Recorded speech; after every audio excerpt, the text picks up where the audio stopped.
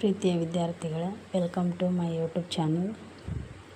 ಎಲ್ಲರಿಗೂ ಸ್ವಾಗತ. ಇಲ್ಲಿ 8ನೇ ತರಗತಿಯ ಗಣಿತ ವಿಷಯದ ಸಂಖ್ಯೆಗಳೊಂದಿಗೆ ಆಟ ಅಭ್ಯಾಸ 1.1ರ ಪ್ರಶ್ನೋತ್ತರಗಳನ್ನು ನಾವು ಇಲ್ಲಿ ಬಿಡಿಸೋಣ. ಇದು ಎಲ್ಲ ವಿದ್ಯಾರ್ಥಿಗಳಿಗೆ ತುಂಬ ಯೂಸ್ ಆಗುತ್ತೆ ಅಂತ ನಾನು ಅಂದ್ಕೊಂಡಿದ್ದೇನೆ. ಸೊ ಈಗ ನಾವು ಒಂದೇ ಒಂದು ಕ್ವಶನನ್ನು ನಾವು ಬಿಡಿಸ್ಕೊತಾ ಹೋಗೋಣ.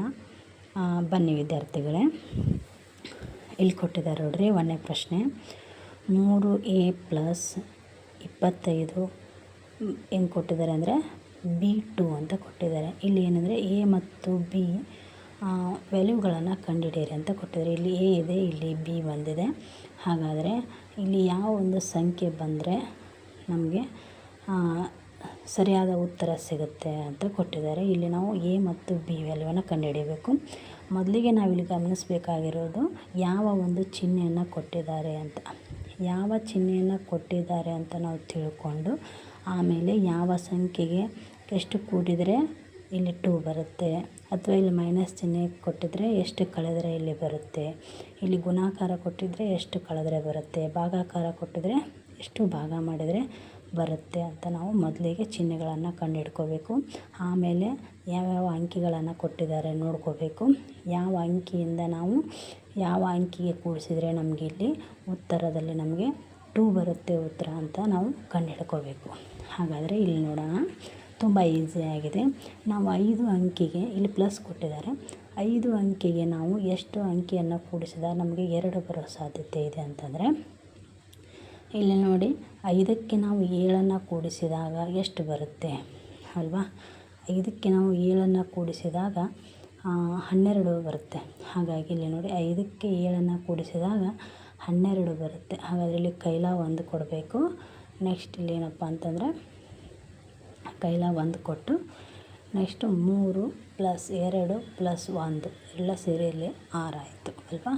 ಹಾಗಾದರೆ ಇಲ್ಲಿ ನಮಗೆ ಸರಳವಾಗಿ ಗೊತ್ತಾಗುತ್ತೆ. ಎ ಜಾಗದಲ್ಲಿ 7 ಇದೆ, ಬಿ ಜಾಗದಲ್ಲಿ 6 ಇದೆ. ನೋಡಿ, ಎ = 7, ಬಿ = 6. ಇಷ್ಟೇ ಉತ್ತರ.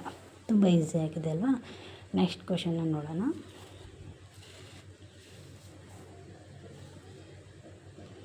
ಬನ್ನಿ, ಇಲ್ಲಿ ಕೂಡ ನಾವು ಚಿಹ್ನೆಯನ್ನು ಗಮನಿಸಿದಾಗ ಪ್ಲಸ್ ಚಿಹ್ನೆ ಇದೆ. ನೋಡಿ, ಪ್ರಶ್ನೆ ಏನು ಕೊಟ್ಟಿದ್ದಾರೆ, 4a + 98 ಏನು ಕೊಟ್ಟಿದ್ದಾರಪ್ಪ ಅಂತಂದರೆ ಇಲ್ಲಿ ಅಪಾನ್ CB3 ಅಂತ ಕೊಟ್ಟಿದ್ದಾರೆ. ಹಾಗಾದರೆ ಇಲ್ಲಿ ನಾವು 8ಕ್ಕೆ ಎಷ್ಟನ್ನು ಕೂಡಿಸಿದಾಗ ನಮಗೆ ಲಾಸ್ಟಿಗೆ ಕೊನೆ ಸಂಖ್ಯೆ 3 ಬರುವ ಸಾಧ್ಯತೆ ಇದೆ ಅಂತ ಕಂಡುಹಿಡ್ಕೋಬೇಕು. ಹಾಗಾದರೆ ಇಲ್ಲಿ ಏನು ಕೊಟ್ಟಿದ್ದಾರೆ ಅಂದರೆ 8 ಮತ್ತು a ಕೊಟ್ಟಿದ್ದಾರೆ. 8ಕ್ಕೆ ನಾವು 5ನ್ನು ಕೂಡಿಸಿದಾಗ 13 ಆಗುತ್ತೆ. ಆದರೆ ಇಲ್ಲಿ ಕೈಲ ಕೊಡಬೇಕು, ಇಲ್ಲಿ 3 ಹಚ್ಚಬೇಕು. ಅದೇ ರೀತಿ ಇದನ್ನು ನಾವು ಕೂಡಿಸೋಣ. 4, 9, 1 ಅಂದರೆ 14 ಆಯಿತು. ಸೊ ಇಲ್ಲಿ 14 ಉತ್ತರ. ಇಲ್ಲಿ ನಿಮಗೆ ಗೊತ್ತಾಯಿತು ಎ ಬೆಲೆ ಎಷ್ಟಾಯಿತು, 5. ಎ = 5 ಮತ್ತು ಬಿ = 4. ಅದೇ ರೀತಿ ಸಿ = 1. ಇಷ್ಟೇ ಉತ್ತರ. ತುಂಬ ಈಸಿ ಆ್ಯಂಡ್ ಸಿಂಪಲ್ ಆಗಿದೆ. ಇದನ್ನು ನಾವು ಬಿಡಿಸ್ಕೊತಾ ಹೋಗೋಣ. ಮತ್ತು ಮುಂದಿನ ಪ್ರಶ್ನೆಯನ್ನು ಬಿಡಿಸೋಣ. ನೋಡಿ, ಮುಂದಿನ ಪ್ರಶ್ನೆ ಬಂತು. ಇಲ್ಲಿ ಚಿಹ್ನೆಯನ್ನು ಗಮನಿಸಿ. ಇಲ್ಲಿ ಗುಣಾಕಾರ ಚಿಹ್ನೆಯನ್ನು ಕೊಟ್ಟಿದ್ದಾರೆ. ಇಲ್ಲಿ ಗುಣಾಕಾರ ಚಿಹ್ನೆಯನ್ನು ಕೊಟ್ಟಿದಾಗ 1a × a ಅಪಾನ್ 9a ಅಂತ ಕೊಟ್ಟಿದ್ದಾರೆ. ಹಾಗಾದರೆ ನಾವು ಎ ಜಾಗದಲ್ಲಿ ಯಾವುದನ್ನು ಹಾಕಿದಾಗ ನಮಗೆ ಈ ಉತ್ತರ ಸಿಗುತ್ತೆ. ಇಲ್ಲಿ ನೋಡಿ, ಎ ಜಾಗದಲ್ಲಿ ನಾವು 6ನ್ನು ಹಾಕಿದಾಗ 6 × 36. ಇಲ್ಲಿ ನಮಗೆ ಏನೇ ಬರಬೇಕು, ಇಲ್ಲಿ 3 ಜಾಗದಲ್ಲಿ ಎ ಇದೆ ಅಂದರೆ 3 ಜಾಗದಲ್ಲಿ ಸರಿಯಾದ ಅಂಕಿಯನ್ನು ನಾವು ಹಾಕಬೇಕು ಅಲ್ವಾ? ಸರಿಯಾದ ಅಂಕಿಯನ್ನು ಹಾಕಿದಾಗ ನಮಗೆ ಎ ಉತ್ತರ ಸಿಗುತ್ತದೆ. ಹಾಗಾಗಿ 6 × 36, 6 × 1 6, 6 × 3 9 ಅಂದರೆ 96. ಇಲ್ಲಿ ನಮಗೆ ಎ = 6 ಅನ್ನು ತುಂಬಿದಾಗ ನಮಗಿಲ್ಲಿ ಸರಿಯಾದ ಉತ್ತರ ದೊರೆಯುತ್ತೆ. ಓಕೆ ಫ್ರೆಂಡ್ಸ್, ಇನ್ನು ನೆಕ್ಸ್ಟ್ ಕ್ವಶನ್ಸ್ ಹೋಗೋಣ. ನೋಡಿ, 4ನೇ ಒಂದು ಪ್ರಶ್ನೆ. ಇಲ್ಲಿ ನಮಗೆ ಅಗೇನ್ ಏನು ಕೊಟ್ಟಿದ್ದಾರೆ, ಪ್ಲಸ್ ಚಿಹ್ನೆಯನ್ನು ಕೊಟ್ಟಿದ್ದಾರೆ. ಪ್ಲಸ್ ಚಿಹ್ನೆಯನ್ನು ಕೊಟ್ಟರೆ ನೋಡಿರಿ, ಎ ಬಿ + 37 ಅಪಾನ್ 6a ಅಂತ ಕೊಟ್ಟಿದ್ದಾರೆ ಅಲ್ವಾ? ಇಲ್ಲಿ ನಾವು ಎ ಬಿ ಅದರ ಬೆಲೆಯನ್ನು ಕಂಡುಹಿಡಿಯಬೇಕು. ಇಲ್ಲಿ ಗಮನಿಸಿದಾಗ ಎ ಜಾಗದಲ್ಲಿ ಮತ್ತು ಬಿ ಜಾಗದಲ್ಲಿ ಏನನ್ನು ಹಾಕಿದರೆ ಬರುತ್ತೆ ಅಲ್ವಾ. ಇಲ್ಲಿ ಕೂಡ ಎ ಕೊಟ್ಟಿದ್ದಾರೆ, ಇಲ್ಲಿ ಕೂಡ ಎ ಕೊಟ್ಟಿದ್ದಾರೆ, ಅಂದರೆ ಇದು ಸರಿಯಾಗಿರಬೇಕು ಅಂತ. ಇಲ್ಲಿ 7 + 5 ಅನ್ನು ಕೂಡಿಸಿದಾಗ 12 ಬಂತು, ಕೈಲ 1, 2 ಇಲ್ಲಿ ಹಚ್ಚಿದ್ದೀನಿ.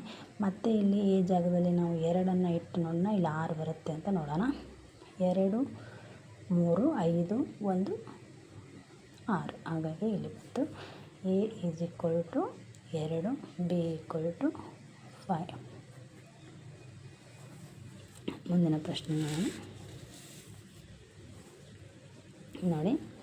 ಇಲ್ಲಿ ಮತ್ತೆ ಚಿಹ್ನೆಯನ್ನು ಗಮನಿಸಿದಾಗ ಗುಣಾಕಾರ ಚಿಹ್ನೆಯನ್ನು ಕೊಟ್ಟಿದ್ದಾರೆ. AB × 3 CAB. ಇಲ್ಲಿ 3 ವ್ಯಾಲ್ಯೂಗಳನ್ನು ಕೊಟ್ಟಿದ್ದಾರೆ. CAB ಅನ್ನು ನಾವು ಕಂಡುಹಿಡಿಯಬೇಕಾಗತ್ತೆ.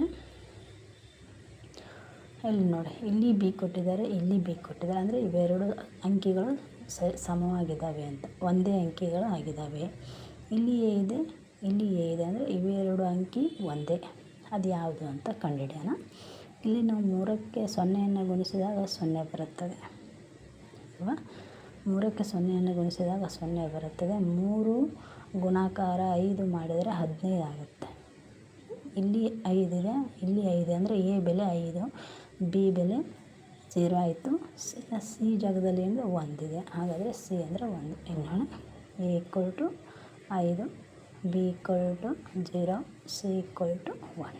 ಅಷ್ಟೇ. ಅರ್ಥ ಆಯ್ತಲ್ಲ ವಿದ್ಯಾರ್ಥಿಗಳೇ. ಇನ್ನು ಮುಂದಿನ ಪ್ರಶ್ನೆಗೆ ಹೋಗೋಣ.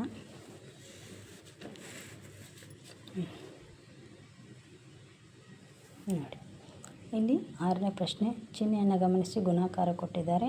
AB × 5 ಏನು ಕೊಟ್ಟಿದ್ದಾರೆ, CAB ಅಂತ ಕೊಟ್ಟಿದ್ದಾರೆ. ಇಲ್ಲಿ ಎ ಜಾಗದಲ್ಲಿ ನಾವು ಏನು ಹಾಕಬೇಕು ಮತ್ತು ಬಿ ಜಾಗದಲ್ಲಿ ಏನು ಹಾಕಬೇಕು, ಸಿ ಜಾಗದಲ್ಲಿ ಏನು ಹಾಕಬೇಕು ಅಂತ ಅಲ್ವಾ. ಇಲ್ಲಿ ಗುಣಾಕಾರ, ಇಲ್ಲಿ ನಾವು ಬಿ ಜಾಗದಲ್ಲಿ 0ಯನ್ನು ತೆಗೆದುಕೊಂಡ್ರೆ 5 ಗುಣಾಕಾರ 0 = 0.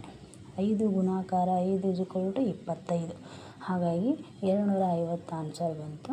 ಇಲ್ಲಿ ಎ ಜಾಗದಲ್ಲಿ ನಾವು 5ಅನ್ನು ತುಂಬಿದಾಗ ಮತ್ತು ಬಿ ಜಾಗದಲ್ಲಿ 0 ತುಂಬಿದಾಗ, ಸಿ ಜಾಗದಲ್ಲಿ 2ಅನ್ನು ತುಂಬಿದಾಗ ನಮಗೆ ಇಲ್ಲಿ ಸರಿಯಾದ ಉತ್ತರ ಸಿಗುತ್ತೆ.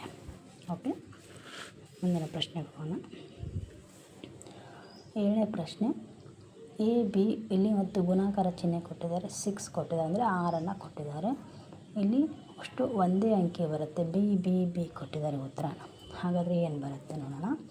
6 4 24, ಕೈಲ 2, 6 7 42, 2 44. ಓಕೆ, ಹಾಗಾದರೆ ಬಿ = 4 ಮತ್ತು ಎ = 7ಅನ್ನು ತುಂಬಿದರೆ ಸರಿಯಾದ ಉತ್ತರ ಬರುತ್ತೆ.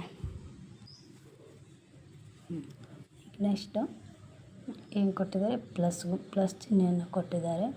ಅದೇ ರೀತಿ A1 + 1B/B0 ಅಂತ ಕೊಟ್ಟಿದ್ದಾರೆ. ಇಲ್ಲಿ ಎ ಜಾಗದಲ್ಲಿ 7ಅನ್ನು ತೆಗೆದುಕೊಂಡಾಗ, ಬಿ ಜಾಗದಲ್ಲಿ ನಾವು 9ಅನ್ನು ತೆಗೆದುಕೊಂಡಾಗ ನಮಗೆ ಉತ್ತರ ಬರುತ್ತೆ. 9 + 1 10, ಕೈಲ 1 10, 7 + 1 8 + 1 9. ಹಾಗಾಗಿ A = 7, B = 9. Okay, next question. ಇಲ್ಲಿ ನಾವು ಅಗೇನ್ ಚಿಹ್ನೆಯನ್ನು ಗಮನಿಸಿದಾಗ ಪ್ಲಸ್ ಚಿಹ್ನೆ ಕೊಟ್ಟಿದ್ದಾರೆ. 2AB + AB1/B1 8 ಅಂತ ಕೊಟ್ಟಿದ್ದಾರೆ.